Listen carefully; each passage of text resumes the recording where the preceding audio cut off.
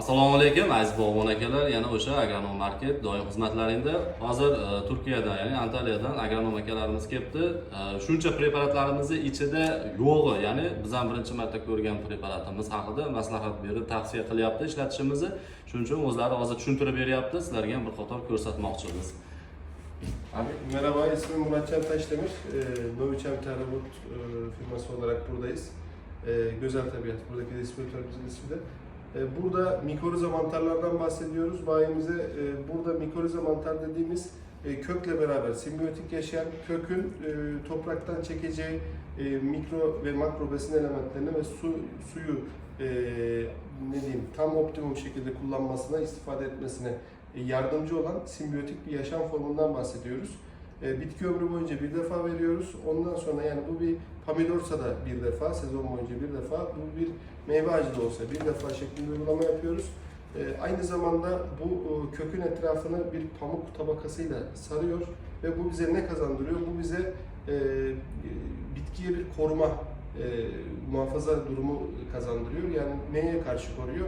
Öncelikle vertisülyum, fusarium gibi hastalıklara karşı bir direnç kazandırıyor. Aynı zamanda nematod gibi zararlarını da köke ne diyeyim ısırmasını, köke zarar vermesini engelliyor.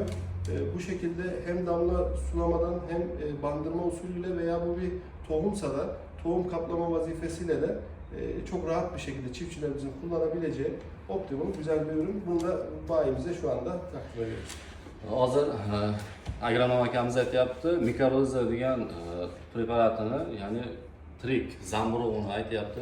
Buni ishlatadigan bo'lsak, o'sha o'simliklarning o'sishi, rivojlanishi, bundan tashqari yangi ekilgan ko'chatlarni yerga yaxshi o'tirib, yaxshi amal olishi to'g'risida gapirib o'tdi. Ya'ni bu ishlatilganda ildizni yuzasini paxta kabi qoplab qolib, bu ildizga nima deydi, birgalikda, hamkorlikda yashaydigan bakteriya hisoblanar ekan, zamburug' hisoblanar ekan.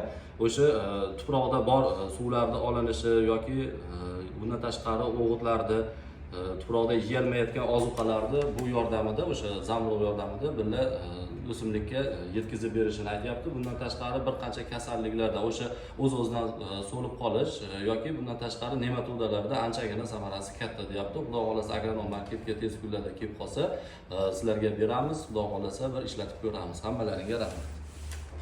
Teşekkür ederiz. Bereketli Devam ettik.